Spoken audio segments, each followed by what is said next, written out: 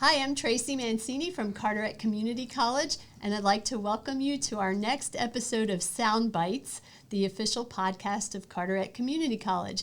And today I'm thrilled to have with me Mary Cheatham King, who has Mary Cheatham King Real Estate, and we're going to chat about all sorts of things, small business, real estate, leadership, team building, so welcome. Well, thank you. I am thrilled to be here, Tracy. Thanks for having me. Thank you. I saw you recently at this Women in Business conference that Michelle Query and Heather Harris and Juliet Rogers put on. Beautifully, by the way. They did such a great job. And the space that it was in, you can't beat y'all's space. Holy moly, it's so gorgeous. Thank you. Yeah, we had it at the Hospitality and Culinary Arts Center. So pretty. Oh my gosh, it was a great event. And you did a great job. And you've been a speaker there twice. And I've heard you speak about time management. Yes. And I'm just curious if there's anything you could share about time management with maybe our students who are about to go into exam period. Yeah, I think that what I'll say about time management is I think that time management can be a little bit of a misnomer. I think that really what you're looking for is energy management. And I think that energy management comes from identifying which are the tasks that are going to be most difficult for you, which I think that's different for anybody, right? I mean, if writing is more difficult or, than studying or, whatever that might be, to make sure that you put those at the time when your energy is the highest. So I think for most people, that's the morning. Now, for college students, I don't know. But, I think that's really what it's about is figuring out what is it that you have to do? I'm a huge fan of the list. We talk a lot on our team about the shoe in your dryer. And sometimes there's the shoe in your dryer. Imagine if there's a shoe in a dryer and it's so loud and it makes this huge racket. And when you take it out, you think, oh. So I think a lot of times there's this one task or this one thing that's weighing on us. That's the shoe in our dryer. And so if you can identify what is it, what is the one thing, or a lot of times it's the three things that I have to get done today. And then once you've identified those, then put them in your calendar when you have the most energy, whatever that time of day might be. That's so great. I love that analogy because it is a relief when you get that out of the And sometimes you can't figure out what the shoe is. Yeah, no. Right? But then once you figure it out and handle it, there's immediate relief. Such a relief. That's so great. Well, let me start with tell us a little bit about your background and how did you get into real estate and what made you start your own business, your own firm? Ooh, okay. So I actually moved to Carteret County almost exactly 20 years ago, and I know that because yesterday was my 20th anniversary. Congratulations. Thank you very much. And so that is why I moved to Carteret County. I married my high school sweetheart. I went to Chapel Hill and have a double major in Spanish and Southern Studies, which is history, sociology, English, and anthropology. So it's kind of a combination. No, really interesting. Needless to say, Tracy, it does not set you up on a very clear career path. But you are kind of a Renaissance woman, though. Yeah. I mean, so I got down here and just kind of, a lot of people 20 years ago, it was small business owners and folks who were professionals in a field, doctors and lawyers and that type of thing. Mm-hmm. So I just got into real estate and really kind of fell in love with it and have enjoyed it. And then it wasn't until about 7 years ago that I started my own business. Okay. And that's been, of course, a wonderful and so many words. It's been a wonderful journey. It's been a journey of self-discovery, of growth, of plenty of mistakes, of people showing me a lot of grace.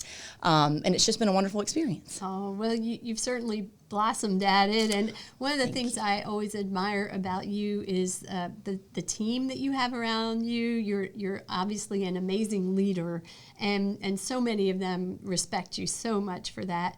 And also, I think that you lead with your values and give back so much to the community. So tell us a little bit about your leadership and team building philosophies. God, that's such a good question. So I think, again, going back to, I think that it starts with, being authentic to what it is that you want to do. I think people respond to that, and I think it lets you build real connection. I think that leading from a place of being on a pedestal really doesn't work very well. And so I think that being authentic and really being in relationship with the people that you get to work with is huge. And I'm so grateful because I'm surrounded by really incredible women. It's just worked out that we have over 20 women. It's all women, which is wonderful and so much fun. But it's really been a blessing. People ask if you would hire a man. I know. And you say you would. It just hasn't worked out that way. Well, and actually, we actually did hire a man, and it didn't work out. Oh no. But anyway, so I think that's one piece of it. And I think one of the mistakes that I think people make is that they're quick to hire. And I think that when you're quick to hire because you're hiring out of pain, I think that lots of times you end up with somebody who's not the best fit, and that is really hard on not only the person that you hire, but also your organization. Yes. And so I think that anticipating what your needs are going to be and trying to get in front of them as much as you can so that you've really got the runway to build a relationship with somebody during that hiring process is so beneficial for everybody, and it lets you create a team where you've got the right people. And sometimes, of course, we move people, they're on the right bus, but maybe in the wrong seat. I love that. Yeah. Jim Collins. Yes. And so, so that can happen sometimes. Yeah. And it's easy to move them around if you have the right person. And so I think some of that comes from understanding what your values are. Mm-hmm. And so I think that's a big one that you touched on, and understanding what's important to your organization and hiring around that. Then you can make sure you have the right folks. That's so great. We recently did team building for our leadership team at the college, and we all worked in the welding shop with the plasma cutter. I bet that was fun. It was a lot of fun. We made Christmas ornaments with the plasma cutter. Wow. And it was really interesting to let our instructors teach us something, and for all of us to get to work together in a different space. It was really nice. That's right, and I think it's so fun when everyone's on a level playing field. I'm sure nobody had the plasma cutter skills going into that day. No, actually Logan was pretty good at it. So. I love that. Yeah, secret good. Skills. That's right. But thank you. Yeah, thank you for that. One of the things that your team does so well is give back. And I love right now it's holiday time, and you put out your holiday gift giving guide, which really highlights a lot of local small businesses. And so tell us a little bit about that process and how you see it as part of your business plan. Yeah, that's so interesting. So, I've been in real estate for 20 years, and one of the things that I've found is that a lot of people who don't live here and either want to move here or buy a beach house here or just visit here, they want to understand how to plug into the community really quickly and easily. Mm-hmm. And so because of that, a few years ago, we actually started a separate Instagram account that's called Carteret Curated. And Carteret Curated is where we house a lot of our information that's about what's happening in the community. We still share it on our MCKRE channels too, but that's been such a gift and a blessing. And I think one of the things that's allowed us to do is to celebrate everything that makes Carteret County so wonderful. And a lot of that is the small business owners, the folks who stick their neck out every day so that we've got these incredible products and businesses and experiences that we can have. And so this 25 Days of Christmas is on the Carteret Curated channel. And every day we have someone from around the community give their 3 favorite gift picks. And the only thing is that they have to be local. So we just want, as much as we can, to support the folks who really make our community so vibrant and so wonderful. And we found that this is really a great way to do that. And it's fun. It's so much fun to hear what folks are choosing and encouraging other people to keep their money local. It's great. I love that. And there are some great gift-giving ideas. And, and it really complements something we're doing at the college. We just had a small vendor expo, a small business vendor expo for the holidays at the college. And there were 160 people signed up, and just really celebrating small businesses and craftsmanship and artists. So we were just thrilled with the turnout there. But our Small Business Center is a resource that's available. And and so similarly, we want to support what's local and remind people of how much really distinctive work there is here in the county. I do think that's so neat. I love how there's a lot of crossover in terms of the things that we want to support. Yes. And I think that one of the great things, too, is from a real estate standpoint, we love being able to tell folks about the community college. I mean, we love to tell folks about what is offered both for students that are of a traditional student age and also from a continued education standpoint. I mean, there's just so much that you guys are doing that adds so much to our community. Thanks. We do have real estate classes, and Yes. I think some of your folks have taken advantage of that. They definitely have. Absolutely. Yes. We're so lucky to have that right here. We tell people you have to come and take a tour of the college because you have no idea how much we do unless you go inside of some of these buildings and really talk to some of our folks, because there's just a plethora of career paths and programs you can go into. So really, that's exactly right. And it's a lot to even see in one visit. And I mean, just based on, I mean, it is. It's a ton. Yeah. And you've been really by, impressive. and we're so glad you brought your team by to take a tour of our culinary building. Yes. We are very proud of the campus As and you the should faculty be. and staff, really committed folks. So Yeah, it's really a gem. I mean, really what you guys are doing is such an incredible feather in the cap of Carteret County. Well, thanks. And one of the things you do so well also is marketing. You're really good at marketing. How do you use the college as a marketing tool as you sell real estate or talk about the community? Is there any way that fits in? Absolutely. I mean, because I think, yes, that's a huge thing, particularly if somebody is going to be coming here in a full-time capacity, right? Or if somebody is going to, if they've got younger children, you can plug high school kids into the community college, which is such a cool thing. Yeah. And then, of course, just knowing that you've got that opportunity for the continued education and all the things that you guys do in the community. I mean, I think that this artisan fair, this craft fair, is a perfect example of that, knowing that you've got something that it's just a very engaging part of people want to be able to plug in, just like we said. Yes. So it's so nice that there's a million different ways that they can plug in using you guys as a resource. So it's a great thing that we use in our marketing. Well, Absolutely. Thanks.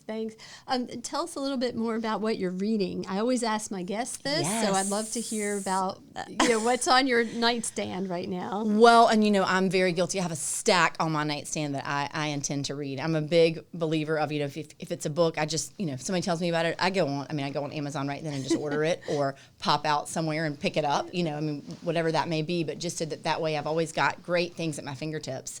I've been guilty the last few years of really focusing on kind of growth-minded books instead of fiction, which I really want to get back into fiction because it's so much fun. It is fun. But I will say a couple of books that your students might enjoy that really tie into what we were talking about energy management and about good habits and all that. The One Thing is an excellent book.